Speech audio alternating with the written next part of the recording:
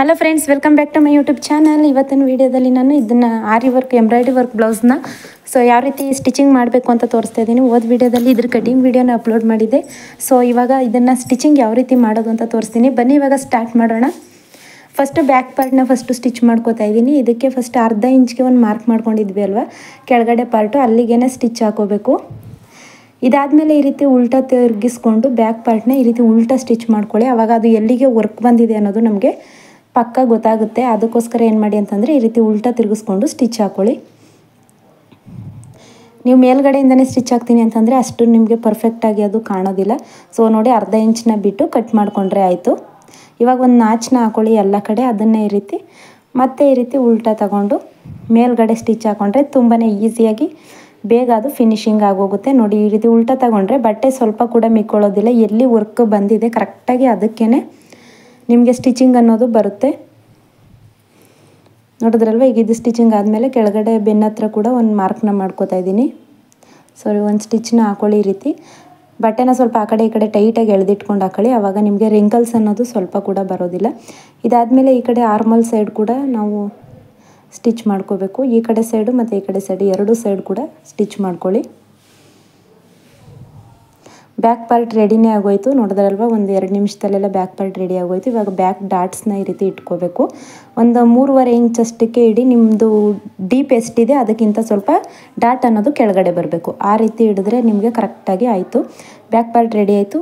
ಇವಾಗ ಸ್ಲೀವ್ಸ್ನ ರೆಡಿ ಮಾಡ್ಕೊಳ್ಳೋಣ. ಸ್ಲೀವ್ಸ್ ಆ ಕಡೆ ಈ ಕಡೆ ಬಟ್ಟೆ ಸ್ವಲ್ಪ ಕಡಿಮೆ ಕೊಟ್ಟಿರ್ತಾರೆ. ಪ್ರತಿಯೊಂದು ವರ್ಕ್ ಬ್ಲೌಸಲ್ಲೂ ಕೂಡ ಕಡಿಮೆ ಇದ್ದೇ ಇರುತ್ತೆ. ನಾನು ಲೈನಿಂಗು ಸ್ವಲ್ಪ ಅಟ್ಯಾಚ್ ಮಾಡ್ಕೋತಾ ಇದ್ದೀನಿ. ಯಾಕಂದರೆ ಇವ್ರದ್ದು ಸ್ಲೀವ್ಸ್ ಸ್ವಲ್ಪ ದಪ್ಪ ಇದೆ, ಹಾಗಾಗಿ ಲೈನಿಂಗ್ನ ಅಟ್ಯಾಚ್ ಮಾಡ್ಕೋತಾ ಇದ್ದೀನಿ. ನೀವು ಲೈನಿಂಗ್ದು ಸ್ವಲ್ಪ ಜಾಸ್ತಿನೇ ಬಟ್ಟೆ ತೊಗೊಂಡಿದ್ದೀರಾ ಅಂತಂದರೆ ಈ ರೀತಿ ಅಟ್ಯಾಚ್ ಮಾಡೋವಂಥ ಅವಶ್ಯಕತೆ ಇಲ್ಲ. ನೋಡಿ, ಈ ರೀತಿ ಸ್ಲೀವ್ಸ್ಗೆ ಬಟ್ಟೆನ ಸೈಡಲ್ಲಿ ಈ ರೀತಿ ಅಟ್ಯಾಚ್ ಮಾಡ್ಕೋಬೇಕು. ಯಾಕಂದರೆ ನಿಮಗೆ ಸ್ಯಾರಿಲಿ ಕೊಡುವಂಥ ಬಟ್ಟೆ ಸಾಕಾಗೋದಿಲ್ಲ. ಹಾಗಾಗಿ ಏನು ಮಾಡಿ ಅಂತಂದರೆ ಒಂದು 3 ಇಂಚಷ್ಟು ಬಟ್ಟೆನ ಎಕ್ಸ್ಟ್ರಾ ಇದ್ದೇ ಇರುತ್ತೆ ಅಲ್ವ, ಅದನ್ನು ಕಟಿಂಗ್ ಮಾಡಿಕೊಂಡು ಈ ರೀತಿ ಅಟ್ಯಾಚ್ ಮಾಡ್ಕೊಳ್ಳಿ. ಅಟ್ಯಾಚ್ ಮಾಡ್ಕೊಂಡಾದಮೇಲೆ ಅರ್ಧ ಇಂಚು ಫಸ್ಟ್ ಈ ರೀತಿ ಸ್ಟಿಚ್ ಮಾಡ್ಕೊಳ್ಳಿ. ಸ್ಟಿಚ್ ಮಾಡ್ಕೊಂಡಾದಮೇಲೆ ಉಲ್ಟಾನ ತೆಗೆದು ಅದ್ರ ಮೇಲ್ಗಡೆ ಕೂಡ ಈ ರೀತಿ ಸ್ಟಿಚ್ ಮಾಡ್ಕೋಬೇಕು. ಇದಾದಮೇಲೆ ಮೇಲ್ಭಾಗನೂ ಕೂಡ ಈ ರೀತಿ ಸ್ಟಿಚ್ ಮಾಡಿಕೊಂಡ್ರೆ ಸ್ಲೀವ್ಸು ಕೂಡ ರೆಡಿ ಆಗೋಯಿತು.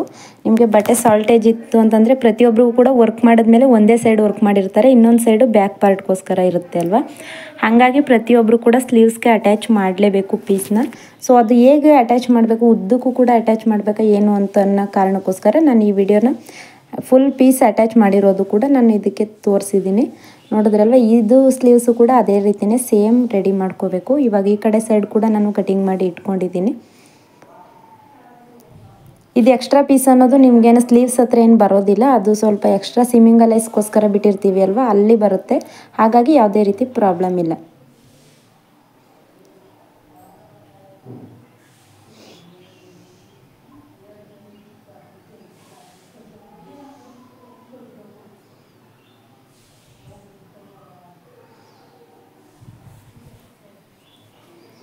ಇದು ರೆಡಿನೇ ಆಗೋಯ್ತು. ಈಗ ಈ ಕಡೆ ಸ್ಲೀವ್ಸ್ ಕೂಡ ರೆಡಿ ಆಯಿತು. ಇವಾಗ ಫ್ರಂಟ್ ಪಾರ್ಟ್ನ ರೆಡಿ ಮಾಡ್ಕೊಳ್ಳೋಣ. ಫ್ರಂಟ್ ಪಾರ್ಟ್ನ ಫಸ್ಟು ವರ್ಕ್ ಇದೆ ಅಲ್ವಾ, ವರ್ಕ್ ಯಾವ ರೀತಿ ಶೇಪಲ್ಲಿ ವರ್ಕ್ ಮಾಡಿದ್ದಾರೆ ಅವರು, ಅದೇ ರೀತಿ ವರ್ಕಲ್ಲೇ ಮಾರ್ಕ್ನಲ್ಲೇ ಕರೆಕ್ಟಾಗಿ ನೀವು ಸ್ಟಿಚ್ ಹಾಕೋತಾ ಹೋಗಬೇಕು. ನಾವು ಕಟ್ ಮಾಡಿರೋದಕ್ಕಿಂತ ಸ್ವಲ್ಪ ಬ್ರಾಡ್ ಬರುತ್ತೆ, ಅದಕ್ಕೇ ಹೇಳಿದ್ದು ನಾನು. ವರ್ಕ್ ಯಾವ ರೀತಿ ಬರುತ್ತೆ ಅವರು ಸ್ವಲ್ಪ ಬ್ರಾಡಾಗಿ ಮಾಡಿರ್ತಾರೆ, ಅದೇ ರೀತಿ ಸ್ಟಿಚ್ ಹಾಕೋತಾ ಹೋದರೆ ಆಯಿತು. ಈ ಕಡೆ ಸೈಡ್ ಕೂಡ ಈ ರೌಂಡ್ ಫುಲ್ ನೀವು ಸ್ಟಿಚ್ ಅನ್ನೋದನ್ನು ಹಾಕೋಬೇಕು. ಬಟ್ಟೆ ಸ್ವಲ್ಪ ಆ ಕಡೆ ಈ ಕಡೆ ಹೋಗದೆ ಇರೋ ರೀತಿ ಸ್ಟಿಚ್ ಹಾಕೊಳ್ಳಿ. ಇದಾದಮೇಲೆ ಡಾಟ್ ಪಾಯಿಂಟು ನಾವು ಮಾರ್ಕ್ ಮಾಡ್ಕೊಂಡಿದ್ವಿ ಅಲ್ವಾ, ಅಲ್ಲಿಗೆ ಡಾಟ್ ಹಿಡಿದ್ರೆ ಆಯಿತು. ಇವಾಗ ಇದನ್ನು ಇದ್ರ ಮೇಲ್ಗಡೆ ಇನ್ನೊಂದು ಸೈಡ್ ಕೂಡ ಇದನ್ನ ಮೇಲ್ಗಡೆ ಇಟ್ಟು ನಾವು ಸ್ಟಿಚ್ ಹಾಕೋಬೇಕಾಗುತ್ತೆ. ಯಾಕಂದರೆ ನಾವು ಇಲ್ಲಿ ಸ್ವಲ್ಪ ಬ್ರಾಡಾಗಿ ಇರುತ್ತೆ ಅಲ್ವಾ, ಇದು ಕೂಡ ಅದೇ ರೀತಿ ಬ್ರಾಡಾಗಿ ಬರಬೇಕು ಅಂತಂದರೆ ನೀವು ಇನ್ನೊಂದು ಸೈಡ್ ಕೂಡ ಅದ್ರ ಮೇಲ್ಗಡೆನೇ ಇಟ್ಟು ಸ್ಟಿಚ್ ಹಾಕೋಬೇಕು. ಆವಾಗ ನಿಮಗೆ ಅದು ಮಾತ್ರ ಪರ್ಫೆಕ್ಟಾಗಿ ಎರಡು ಸೈಡ್ ಕೂಡ ನೆಕ್ ವಿಡ್ತ್ ಅನ್ನೋದು ಒಂದು ಕಡೆ ಚಿಕ್ಕದು ಒಂದು ಕಡೆ ದೊಡ್ಡದು ಬರುತ್ತೆ ಒಬ್ಬೊಬ್ರಿಗೆ. ಯಾಕಂತಂದರೆ ನಾವು ಕಟಿಂಗ್ ಮಾಡಿರೋ ರೀತಿಯೇ ಸ್ಟಿಚ್ ಮಾಡ್ಕೋಬಾರ್ದು. ನೋಡಿ, ನಾನು ಇವಾಗ ಇದನ್ನ ಮೇಲ್ಗಡೆ ಇಟ್ಟು ತೋರಿಸ್ತೀನಿ. ಅದೇ ರೀತಿ ಮಾರ್ಕ್ ಮಾಡಿಕೊಂಡು ಇದನ್ನು ಕೂಡ ಸ್ಟಿಚಿಂಗ್ ಮಾಡ್ಕೊಳ್ಳಿ. ಆವಾಗ ಎರಡು ಸೈಡ್ ಕೂಡ ಒಂದೇ ಸಮನಾಗಿ ಬರುತ್ತೆ. ನೋಡಿ, ಸ್ವಲ್ಪ ಬ್ರಾಡಾಗಿ ತಗೋಬೇಕಲ್ವ, ಅದೇ ರೀತಿ ಈ ರೀತಿ ಮಾರ್ಕ್ ಮಾಡಿಕೊಂಡು ಕಟಿಂಗ್ ಮಾಡಿಕೊಂಡ್ರೆ ಆಯಿತು. ಇವಾಗ ಇದನ್ನು ಉಲ್ಟಾ ಸ್ಟಿಚ್ ಹಾಕೋತಾ ಇದ್ದೀನಿ. ಇದು ಕೂಡ ಅಷ್ಟೇ ಪೂರ್ತಿ ಸುತ್ತ ಒಂದಷ್ಟು ಹೊಲಿಗೆನ ಹಾಕ್ಕೊಂಡ್ರೆ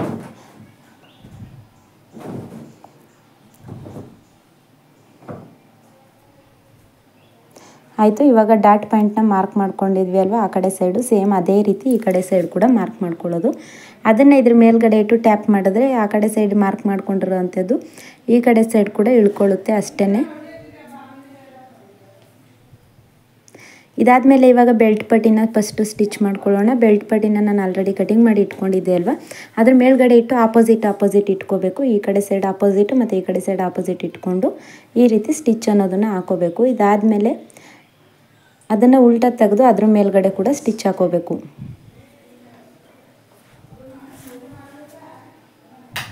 ಇವಾಗ ಎರಡನ್ನೂ ಕೂಡ ಒಂದೇ ಸಮ ಇರೋ ರೀತಿ ಕಟಿಂಗ್ ಮಾಡಿಕೊಂಡು ಇವಾಗ ಇದನ್ನು ಅಟ್ಯಾಚ್ ಮಾಡ್ಕೊಳ್ಳೋಣ. ಫ್ರಂಟ್ ಪಾರ್ಟೇ ಈ ರೀತಿ ಬರೋ ರೀತಿ ಇಟ್ಕೊಂಡು ನಾನು ಇದನ್ನು ಬೆಲ್ಟ್ ಪಟ್ಟಿನ ಯಾವ ರೀತಿ ಇನ್ವಿಸಿಬಲ್ ಆಗಿ ಸ್ಟಿಚ್ ಮಾಡೋದು ಅಂತ ವೀಡಿಯೋಸ್ನ ಮಾಡಿದ್ದೀನಿ, ಸಪ್ರೇಟ್ ವೀಡಿಯೋಸ್ನ ನನ್ನ ಚಾನಲ್ನಲ್ಲಿ ನೀವು ಚೆಕ್ ಮಾಡ್ಕೋಬೋದು. ಆವಾಗ ನೀವು ಕೂಡ ಇನ್ವಿಸಿಬಲ್ ಆಗಿ ಬಟ್ಟೆ ಕಾಣದೇ ಇರೋ ರೀತಿ ನೀವು ಬೆಲ್ಟ್ ಪಟ್ಟಿನ ಅಟ್ಯಾಚ್ ಅನ್ನೋದನ್ನು ಮಾಡ್ಕೋಬೋದು. ಸೊ ಇದರಲ್ಲಿ ನಾನು ಅಷ್ಟು ಡೀಟೇಲ್ಸಾಗಿ ತೋರಿಸ್ತಾ ಇಲ್ಲ, ಯಾಕಂದರೆ ವೀಡಿಯೋ ಫುಲ್ ಲೆಂತಿ ಆಗುತ್ತೆ. ಹಾಗಾಗಿ ಫಾಸ್ಟಾಗಿ ನಾವು ಯಾವ ರೀತಿ ಸ್ಟಿಚ್ ಮಾಡ್ಬೋದು ಅಂತ ತೋರಿಸ್ತಾ ಇದ್ದೀನಿ ನೋಡಿ. ಇವಾಗ ಇದಕ್ಕೆ ಕಾಜಾಪಟ್ಟಿನ ಅಟ್ಯಾಚ್ ಮಾಡಬೇಕು. ಕಾಜಾಪಟ್ಟಿಗೋಸ್ಕರ ಈ ರೀತಿ ನಾನು 2.5 3 ಇಂಚಷ್ಟು ತಗೊಳ್ಳಿ, 3 ಇಂಚಷ್ಟು ಬೇಕಾಗುತ್ತೆ.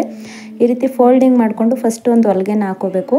ಇದಾದಮೇಲೆ ಅದ್ರ ಮೇಲ್ಗಡೆ ಇಟ್ಟು ಸ್ಟಿಚ್ ಹಾಕ್ಕೊಂಡು ಕೆಳಗಡೆ 1.5 ಇಂಚಷ್ಟು ಮಡಚಬೇಕು. ಈ ರೀತಿ ಮಡ್ಚ್ಕೊಂಡು ಇನ್ನೊಂದು ಹೊಲಿಗೆನ ಹಾಕೋತಾ ಇದ್ದೀನಿ. ಅದಾದಮೇಲೆ ನಾವು ಎಲ್ಲಿ ಹೊಲಿಗೆನ ಹಾಕ್ಕೊಂಡಿದ್ವಿ ಅಲ್ವ ಅಲ್ಲಿಗೆ ಈ ರೀತಿ ಫೋಲ್ಡಿಂಗ್ ಅನ್ನೋದು ಬರಬೇಕು. ಇದಕ್ಕೆ ನಾನು ಕಾಜಾನ ಮಾಡ್ತಾಯಿದ್ದೀನಿ, ಹಾಗಾಗಿ ಹೊಲಿಗೆನ ಹಾಕ್ತಾಯಿಲ್ಲ. ಸೊ ನೋಡಿ ಪೂರ್ತಿ ಇದನ್ನು ಸ್ಟಿಚ್ ಹಾಕ್ಕೊಂಡೆ. ನೀವು ಮಿಷಿನಲ್ಲೇ ಹೊಲಿಗೆ ಹಾಕೋತೀರಾ ಅಂತಂದರೂ ಕೂಡ ಮಿಷಿನಲ್ಲೇ ಹೊಲಿಗೆ ಹಾಕೋಬೋದು. ನಾನು ವರ್ಕ್ ಬ್ಲೌಸ್ಗೆ ಮಿಷಿನಲ್ಲಿ ಹೊಲಿಗೆ ಹಾಕೋದಿಲ್ಲ, ಹಾಗಾಗಿ ಕಾಜಾ ಮಾಡ್ತಾ ಇರೋದ್ರಿಂದ ನಾನು ಹಾಗೆಯೇ ಪೂರ್ತಿಯಾಗಿ ಹೊಲಿಗೆನ ಹಾಕ್ತೆ. ಈ ರೀತಿ ಫೋಲ್ಡಿಂಗ್ ಮಾಡಿ ಮೇಲ್ಗಡೆ ಇಟ್ಟು ಸ್ಟಿಚ್ ಮಾಡಿಕೊಂಡ್ರೆ ಆಯಿತು.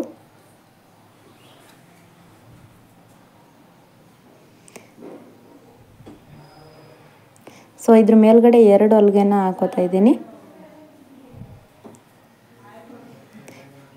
ಇದಾದಮೇಲೆ ಇವಾಗ ಇದನ್ನು ಕೂಡ ಅಷ್ಟೇ ಈ ರೀತಿ ಫೋಲ್ಡಿಂಗ್ ಮಾಡಿಕೊಂಡು ನಮ್ಗೆ ಎಷ್ಟು ಅಳತೆಗೆ ಬೇಕಾಗಿರುತ್ತೆ ಅಷ್ಟು ಅಳತೆಗೆ ಈ ರೀತಿ ಇಟ್ಕೊಂಡು ಸ್ಟಿಚ್ ಅನ್ನೋದನ್ನು ಹಾಕ್ಕೊಳ್ಳಿ. ನೋಡಿ ಎಕ್ಸ್ಟ್ರಾ ಇರೋವಂಥದ್ದನ್ನು ಕಟಿಂಗ್ ಮಾಡಿ ತೆಗೆದ್ರೆ ಆಯಿತು. ಇವಾಗ ಅದನ್ನು ಉಲ್ಟಾ ತಿರುಗಿಸಿ ಮೇಲೆ ಒಂದು ಹೊಲಿಗೆನ ಹಾಕ್ಕೊಂಡು ಸುತ್ತ ಒಂದು ಹೊಲಿಗೆನ ಹಾಕ್ಕೊಂಡ್ರೆ ನಿಮಗೆ ಉಕ್ಸ್ಪಟ್ಟಿ ಕೂಡ ರೆಡಿ ಆಯಿತು. ಉಕ್ಸ್ಪಟ್ಟಿ ಮತ್ತು ಕಾಜಾಪಟ್ಟಿ ಸ್ಟಿಚ್ ಮಾಡೋದೇ ತುಂಬ ಜನಕ್ಕೆ ಕಷ್ಟ ಅಂತ ಅನಿಸುತ್ತೆ. ತುಂಬಾ ಈಸಿಯಾಗಿ ಮಾಡ್ಬೋದು. 1-2 ಸಲ ಟ್ರೈ ಮಾಡಿದ್ರೆ ನಿಮಗೆ ಅದು ಉಕ್ಸ್ಪಟ್ಟಿ ಮತ್ತು ಕಾಜಾಪಟ್ಟಿ ಸ್ಟಿಚ್ ಮಾಡೋದು ಬರುತ್ತೆ. ಇವಾಗ ಭುಜನ ಅಟ್ಯಾಚ್ ಮಾಡ್ಕೊಳ್ಳೋಣ. ಫಸ್ಟು ಬ್ಯಾಕ್ ಪಾರ್ಟ್ನ ಈ ರೀತಿ ಸ್ಟ್ರೈಟ್ ಇಟ್ಕೊಂಡು ಇದ್ರ ಮೇಲ್ಗಡೆ ಇದನ್ನು ಉಲ್ಟಾ ಇಟ್ಕೋಬೇಕು. ಉಲ್ಟಾ ಇಟ್ಕೊಂಡು ಸ್ಟಿಚಿಂಗ್ ಮಾಡಿಕೊಂಡ್ರೆ ಆಯಿತು. ನೋಡಿ ಇವಾಗ ಇದು ಬಟ್ಟೆ ಆ ಕಡೆ ಕಾಣಬಾರ್ದು ಅಂತ ಅದನ್ನು ಮಡಚಿ ಫೋಲ್ಡ್ ಮಾಡಿ ಸ್ಟಿಚ್ ಮಾಡ್ತಾಯಿದ್ದೀನಿ. ಇದನ್ನು ಇನ್ವಿಸಿಬಲ್ ಆಗಿ ಕೂಡ ನೀವು ಕಾಣದೇ ಇರೋ ರೀತಿ ಸ್ಟಿಚ್ ಅನ್ನೋದನ್ನು ಮಾಡ್ಕೋಬೋದು. ಸೊ ಅದನ್ನು ಹೇಗೆ ಮಾಡೋದು ಅಂತ ನನ್ನ ಚಾನಲ್ನಲ್ಲಿ ವೀಡಿಯೋ ಮಾಡಿದ್ದೀನಿ. ವೀಡಿಯೋನ ಬೇಕಾದರೆ ಲಾಸ್ಟಲ್ಲಿ ನಾನು ಹಾಕ್ತೀನಿ, ಯಾವ ರೀತಿ ಸ್ಟಿಚ್ ಮಾಡಬೇಕು ಬೆಲ್ಟ್ ಪಟ್ಟಿನ ಮತ್ತು ಇನ್ವಿಸಿಬಲ್ ಆಗಿ ಅಂತ. ಅದನ್ನು ಕೂಡ ಲಾಸ್ಟಲ್ಲಿ ಹಾಕ್ತೀನಿ. ಯಾರಾದರೂ ಇಂಟ್ರೆಸ್ಟ್ ಇದ್ದರೆ ಅದನ್ನು ಕೂಡ ವಾಚ್ ಮಾಡ್ಕೋಬೋದು.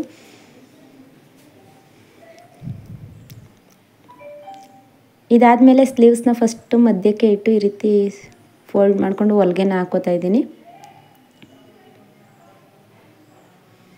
ಈ ಕಡೆ ಸೈಡ್ ಕೂಡ ಅಷ್ಟೇ ನೀವು ಈ ರೀತಿ ಹೊಲಿಗೆನ ಹಾಕ್ಕೊಂಡ್ರೆ ಮಧ್ಯದಲ್ಲಿ ಇಟ್ಕೊಂಡು ನಿಮಗೆ ಯಾವುದೇ ರೀತಿ ಕನ್ಫ್ಯೂಸ್ ಆಗೋದಿಲ್ಲ. ನೀವು ಫಸ್ಟೇ ಮಾರ್ಕ್ ಮಾಡಿಕೊಂಡು ಹಾಕೋತೀರಾ ಅಂತಂದರೆ ಬಿಗಿನರ್ಸ್ಗೆ ತುಂಬಾ ಕನ್ಫ್ಯೂಸ್ ಆಗುತ್ತೆ. ಹಾಗೆ ಸ್ಲೀವ್ಸ್ ಬ್ಲೌಸ್ ಹೊಲಿಯೋದು ಕೂಡ ತುಂಬ ಕಷ್ಟ ಅಂತ ಅನಿಸುತ್ತೆ. ಹಾಗಾಗಿ ನಾನು ತೋರಿಸ್ಕೊಡೋಂಥ ಮೆಥಡ್ನಲ್ಲಿ ಯೂಸ್ ಮಾಡಿ ಇದಾದಮೇಲೆ ಲಾಸ್ಟಲ್ಲಿ ನೀವು ಸೈಡ್ ಫಿಟ್ಟಿಂಗ್ ಅನ್ನೋದನ್ನು ಮಾಡಿಕೊಂಡ್ರೆ ನಿಮಗೆ ಯಾವುದೇ ರೀತಿ ಕನ್ಫ್ಯೂಸ್ ಆಗೋದಿಲ್ಲ. ಪರ್ಫೆಕ್ಟಾಗಿ ಬ್ಲೌಸ್ ಅನ್ನೋದನ್ನು ಸ್ಟಿಚಿಂಗ್ನ ಮಾಡ್ಕೋಬೋದು. ಸೊ ಇದು ರೆಡಿ ಆಯಿತು. ಈ ಕಡೆ ಸ್ಲೀವ್ಸ್ ಕೂಡ ರೆಡಿ ಮಾಡ್ಕೋತಾ ಇದ್ದೀನಿ.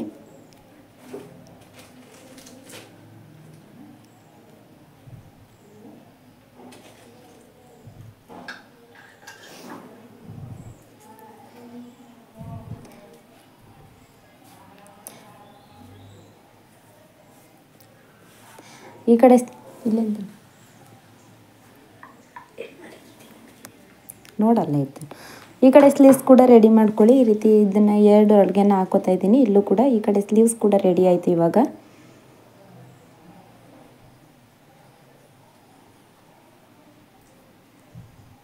ಇದಾದಮೇಲೆ ಇವಾಗ ಸೈಡ್ ಫಿಟ್ಟಿಂಗ್ ಅನ್ನೋದನ್ನು ಮಾರ್ಕ್ ಮಾಡ್ಕೋಬೇಕು. ಫಸ್ಟು ಸೈಡ್ ಫಿಟ್ಟಿಂಗೋಸ್ಕರ ಈ ರೀತಿ ಬೆನ್ನಿನ ಹತ್ರ ಬ್ಯಾಕ್ ಪಾರ್ಟ್ನ ಈ ರೀತಿ ಫೋಲ್ಡಿಂಗ್ ಮಾಡಿಕೊಂಡು ಅವ್ರದ್ದು ಅಳತೆ ಬ್ಲೌಸಲ್ಲೇ ಇಟ್ಕೊಂಡು ಅದನ್ನು ಕೂಡ ಈ ರೀತಿ ಫೋಲ್ಡ್ ಮಾಡಿಕೊಂಡು ಒಂದು ಮಾರ್ಕ್ನ ಮಾಡ್ಕೊಳ್ಳಿ. ಈ ಕಡೆ ಸೈಡ್ ಕೂಡ ಮಾರ್ಕ್ ಮಾಡ್ಕೋಬೇಕು, ಹಾಗೆಯೇ ಈ ಕಡೆ ಸೈಡ್ ಕೂಡ ಮಾರ್ಕ್ ಮಾಡ್ಕೋಬೇಕು. ಇದನ್ನು ನಾನು ಓವರ್ಲಾಕ್ ಮಿಷಿನ್ ಇಲ್ಲ ಅಂತಂದರೆ ಈ ರೀತಿ ಮೆಥಡ್ನ ಫಾಲೋ ಮಾಡಿ. ಇವಾಗ ಉಕ್ಸ್ಪಟ್ಟಿ ಕಡೆ ಉಕ್ಸ್ಪಟ್ಟಿ ಎಷ್ಟಿದೆ ಅಂತ ಅನ್ನೋದನ್ನು ನೋಡಿ ಮಾರ್ಕ್ ಮಾಡ್ಕೋಬೇಕು. ಇದಾದಮೇಲೆ ಸ್ಲೀವ್ಸ್ ಎಷ್ಟಿದೆ ಅನ್ನೋದನ್ನು ನೋಡಿ ಫಸ್ಟು ಹೊಲ್ಗೆನ ಹಾಕೋಬಿಡಿ. ಅದಕ್ಕಿಂತ ಒಂದು 3 ಇಂಚಷ್ಟು ಬಿಟ್ಟು ಹೊಲ್ಗೆನ ಹಾಕೋತಾ ಇದ್ದೀನಿ. ಯಾಕಂದರೆ ಇದನ್ನು ಉಲ್ಟಾ ತಿರುಗಿಸಿ ನಾವು ಇನ್ವಿಸಿಬಲ್ ಆಗಿ ಮಾಡ್ಕೋಬೋದು, ನಿಮಗೆ ಎಕ್ಸ್ಟ್ರಾ ಬಟ್ಟೆ ಅನ್ನೋದು ಕಾಣಿಸೋದಿಲ್ಲ. ಹಾಗಾಗಿ ನೋಡಿ ನಾನು 2.5ಇಂದ 3 ಇಂಚಷ್ಟು ಬಿಟ್ಟು ಮುಂದಕ್ಕೆ ನಾನು ಸ್ಟಿಚಿಂಗ್ ಅನ್ನೋದನ್ನು ಹಾಕೋತಾ ಇದ್ದೀನಿ. ಎಕ್ಸ್ಟ್ರಾ ಇರೋವಂಥದ್ದನ್ನೆಲ್ಲ ಕಟ್ ಮಾಡಿ ತೆಗೆದು ನಾವು ಈ ರೀತಿ ಉಲ್ಟಾ ತಿರುಗಿಸ್ದಾಗ ಅದು ಇವಾಗ ನೋಡಿ ಪರ್ಫೆಕ್ಟಾಗಿ ಯಾವುದೇ ರೀತಿ ಬಟ್ಟೆ ಕಾಣಿಸೋದಿಲ್ಲ. ಬ್ಲೌಸ್ ಫಿನಿಶಿಂಗ್ ಅನ್ನೋದು ತುಂಬಾ ನೀಟಾಗಿ ಕಾಣಿಸುತ್ತೆ. ನೀವು ಓವರ್ಲಾಕ್ ಮಿಷಿನ್ ಇಲ್ಲ ಅಂದರೂ ಕೂಡ ಈ ರೀತಿ ಮೆಥಡ್ನ ಯೂಸ್ ಮಾಡಿ ನೀವು ಕೂಡ ಬ್ಲೌಸ್ನ ಫಿನಿಶಿಂಗಾಗಿ ಸ್ಟಿಚ್ ಮಾಡ್ಕೋಬೋದು. ಇದಾದಮೇಲೆ ಇವಾಗ ಫಸ್ಟು ಸ್ಲೀವ್ಸ್ನ ಮಾರ್ಕ್ ಮಾಡ್ಕೋಬೇಕು. ನೀವು ಉಕ್ಸ್ಪಟ್ಟಿ ಕಡೆ ಸ್ಲೀವ್ಸ್ನ ಮಾರ್ಕ್ ಮಾಡ್ತಾ ಇದ್ದೀರಾ ಅಂತಂದರೆ ಅಳತೆ ಬ್ಲೌಸಲ್ಲೂ ಕೂಡ ಉಕ್ಸ್ಪಟ್ಟಿ ಕಡೆನೇ ಈ ರೀತಿ ಉಲ್ಟಾ ತೆಗೆದು ಇಟ್ಕೊಂಡು ಮಾರ್ಕ್ ಮಾಡ್ಕೊಳ್ಳಿ. ನೀವು ಕಾಜಾಪಟ್ಟಿ ಸೈಡ್ ಮಾಡ್ತಾ ಇದ್ದೀರಾ ಅಂತಂದರೆ ಕಾಜಾಪಟ್ಟಿ ಸೈಡೇ ಮಾರ್ಕ್ ಮಾಡ್ಕೊಳ್ಳಿ. ಈ ರೀತಿ ಮಧ್ಯ ಸ್ಲೀವ್ಸ್ನು ಕೂಡ ಫೋಲ್ಡ್ ಮಾಡಿ ಇಟ್ಕೋಬೇಕು, ಇಲ್ಲಾಂತಂದರೆ ಸ್ಲೀವ್ಸ್ ಹತ್ರ ರಿಂಕಲ್ಸ್ ಬರುತ್ತೆ. ಈ ರೀತಿ ಆರ್ಮಲ್ ಹತ್ರ ಭುಜದಿಂದ ಆರ್ಮಲ್ ಜಾಯಿಂಟ್ವರೆಗೂ ಕೂಡ ಎಷ್ಟಿದೆ ಅನ್ನೋದನ್ನು ಮಾರ್ಕ್ ಮಾಡ್ಕೋಬೇಕು. ಇವಾಗ ಇದು ಕರೆಕ್ಟ್ ಇದೆಯಾ ಇಲ್ವಾ ಅಂತ ಚೆಕ್ ಮಾಡ್ಕೊಳ್ಳೋದಕ್ಕೋಸ್ಕರ ಉಕ್ಸ್ಪಟ್ಟಿ ಕಡೆಯಿಂದ ಈ ರೀತಿ ಮಾರ್ಕ್ ಮಾಡ್ಕೊಳ್ಳಿ. ಸ್ವಲ್ಪ ಮುಂದಕ್ಕೆ ಬರ್ತಾ ಇದೆ ಅಲ್ವಾ, ಅದೇ ರೀತಿ ಮುಂದಕ್ಕೆ ಒಂದು ಮಾರ್ಕ್ನ ಮಾಡಿಕೊಂಡ್ರೆ ಆಯಿತು. ಇದಾದಮೇಲೆ ಫಸ್ಟ್ ಮಧ್ಯದಲ್ಲಿ ನಾವು ಡಾಟ್ನ ಹಿಡ್ದಿದ್ವಲ್ವ ಅಲ್ಲಿಗೂ ಕೂಡ ಒಂದು ಮಾರ್ಕ್ನ ಮಾಡ್ಕೋಬೇಕು. ಇವಾಗ ಸ್ಟ್ರೈಟ್ ನಾವು ಎಲ್ಲಿಗೆ ಮಾರ್ಕ್ ಮಾಡ್ಕೊಂಡಿದ್ವಿ ಅದೆಲ್ಲವೂ ಕೂಡ ಪೂರ್ತಿ ಜಾಯಿಂಟ್ ಮಾಡ್ತಾ ಹೋದರೆ ನಿಮಗೆ ಸೈಡ್ ಫಿಟ್ಟಿಂಗ್ ಅನ್ನೋದು ರೆಡಿನೇ ಆಗೋಗುತ್ತೆ. ನೀವು 2 ಸೈಡ್ ಕೂಡ ನೋಡಿ ನಾನು ಎಕ್ಸ್ಟ್ರಾ 4 ಹೊಲಿಗೆನ ಹಾಕ್ತಾಯಿದ್ದೀನಿ. ನಿಮಗೆ ಎಷ್ಟು ಹೊಲಿಗೆ ಬೇಕು ಅಂತ ಅನಿಸುತ್ತೆ ನೀವು ಅಷ್ಟು ಹೊಲಿಗೆನ ಹಾಕೋಬೋದು. ಸೊ ಈ ಕಡೆ ಸೈಡ್ ಕೂಡ ರೆಡಿ ಆಯಿತು. ಇವಾಗ ಇನ್ನೊಂದು ಸೈಡ್ ಕೂಡ ಅದೇ ರೀತಿ ರೆಡಿ ಮಾಡ್ಕೊಳ್ಳೋಣ.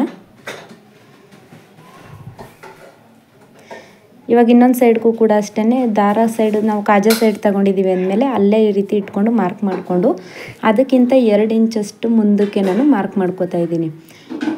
ಯಾಕಂದರೆ ನಾವು ಉಲ್ಟಾ ತಿರುಗಿಸಿದಾಗ ಅದು ಬಟ್ಟೆ ಅನ್ನೋದು ಕಾಣಬಾರ್ದು, ಅದಕ್ಕೋಸ್ಕರ.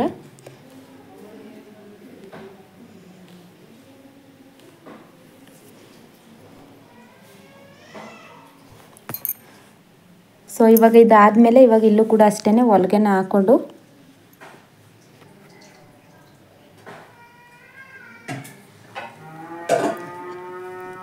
ಸೊ ನೋಡಿ ಇಲ್ಲಿ ಹೊಲಿಗೆನ ಹಾಕೋತಾ ಇದ್ದೀನಿ. ಇದಾದಮೇಲೆ ಇವಾಗ ಇಲ್ಲೂ ಕೂಡ ಅಷ್ಟೇ ಕಾಜಾಪಟ್ಟಿ ಸೈಡು ಸ್ಲೀವ್ಸ್ನೇ ತಗೊಂಡು ಅಲ್ಲಿ ಅಳತೆ ಹೇಗಿದೆ ಅದೇ ರೀತಿ ಮಾರ್ಕ್ ಮಾಡ್ಕೋಬೇಕು.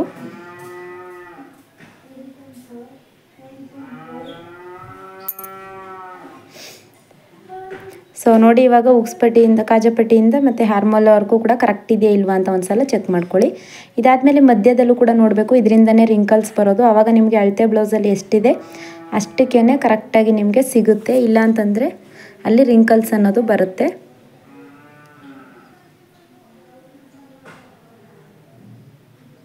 ಸೊ ಇಲ್ಲೂ ಕೂಡ ಅಷ್ಟೇ ಸ್ಟ್ರೈಟ್ ಹೊಲಿಗೆನ ಹಾಕ್ಕೊಂಡ್ರೆ ತುಂಬಾ ಈಸಿಯಾಗಿ ನಿಮಗೆ ರೆಡಿ ಆಗೋಯ್ತು. ಸೊ ನೋಡಿದ್ರಲ್ವ 2 ಸೈಡ್ ಕೂಡ ನಾವು ಫಿಟ್ಟಿಂಗ್ ಅನ್ನೋದನ್ನು ಮಾಡೋದಾಯಿತು.